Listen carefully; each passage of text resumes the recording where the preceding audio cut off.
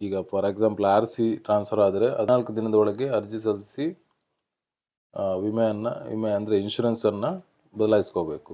ಅವ್ರು ಏನು ಮಾಡ್ತಾರೆ, RC ಟ್ರಾನ್ಸ್ಫರ್ ಮಾಡ್ತಾರೆ ಅಷ್ಟೇ. ಆಮೇಲೆ ವಿಮೆ ಏನು ಇನ್ಶೂರೆನ್ಸನ್ನು ಟ್ರಾನ್ಸ್ಫರ್ ಮಾಡಿರೋದಿಲ್ಲ. ಸೊ ಇದೆಲ್ಲ ಪ್ರಾಬ್ಲಮ್ಗಳಿಗೆ ಕಾರಣ ಆಗುತ್ತೆ. ಆದರೂ ಕೂಡ ಏನಂದರೆ ಇನ್ ಕೇಸ್ ನಿಮ್ಮದು ಹೆಸರು ಟ್ರಾನ್ಸ್ಫರ್ ಆಗದೇ ಇದ್ದರೂ ಕೂಡ ಇಲ್ಲಿ ಕೊಟ್ಟಿದ್ದಾರೆ ನೋಡಿ, ಅದು RC ಟ್ರಾನ್ಸ್ಫರ್ ಆದ ಕೂಡಲೇ ಇನ್ಶೂರೆನ್ಸ್ ಕಂಪನಿಯವನಿಗೂ ಡ್ಯೂಟಿ ಇರ್ತದೆ. ಅವನು ಯಾವುದೇ ಕಾರಣಕ್ಕೂ ಅದನ್ನು ರಿಜೆಕ್ಟ್ ಮಾಡೋವಾಗಿಲ್ಲ. RC ಯಾವಾಗ ಟ್ರಾನ್ಸ್ಫರ್ ಆಗುತ್ತೋ ಆಟೋಮೆಟಿಕ್ಕಾಗಿ ಇನ್ಶೂರೆನ್ಸು ಟ್ರಾನ್ಸ್ಫರ್ ಆಗುತ್ತೆ. ಅದರ ಅರ್ಥ 14 ದಿನದೊಳಗೆ ಟ್ರಾನ್ಸ್ಫರ್ ಮಾಡದಿದ್ದರೆ ಇನ್ಶೂರೆನ್ಸ್ ಕ್ಲೈಮ್ ಆಗಲ್ಲ ಅಂತಲ್ಲ, ಮುಂಚಿನ ಓನರ್ನ ಸಹಾಯ ಪಡ್ಕೋಬೇಕಾಗುತ್ತೆ. ಅದಕ್ಕಿಂತ ಒಳ್ಳೆಯದು ನಿಮ್ಮ ಹೆಸರಿಗೆ ನೀವು ಟ್ರಾನ್ಸ್ಫರ್ ಮಾಡ್ಕೊಳ್ಳೋದು. ಸೊ ಇಂಥ ಮಾಹಿತಿಗಳು ಎಲ್ಲಿ ಸಿಗುತ್ತೆ ಅಂದರೆ ನೋಡಿ, ಈ ಪುಸ್ತಕ ಅತ್ಯಂತ ಮಹತ್ವವಾದ ಪುಸ್ತಕ. ಒಂದು ವಿಡಿಯೋ ಮಾಡಿ ನಾನು ಹೇಳಿದ್ದೆ ನಿಮಗೆ.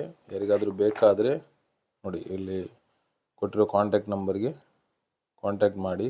$299 ಪೇಮೆಂಟ್ ಮಾಡಿದರೆ ಪೋಸ್ಟ್ ಮೂಲಕ ಈ ಪುಸ್ತಕ ನಿಮ್ಮನ್ನು ತಲುಪುತ್ತೆ. Thank you.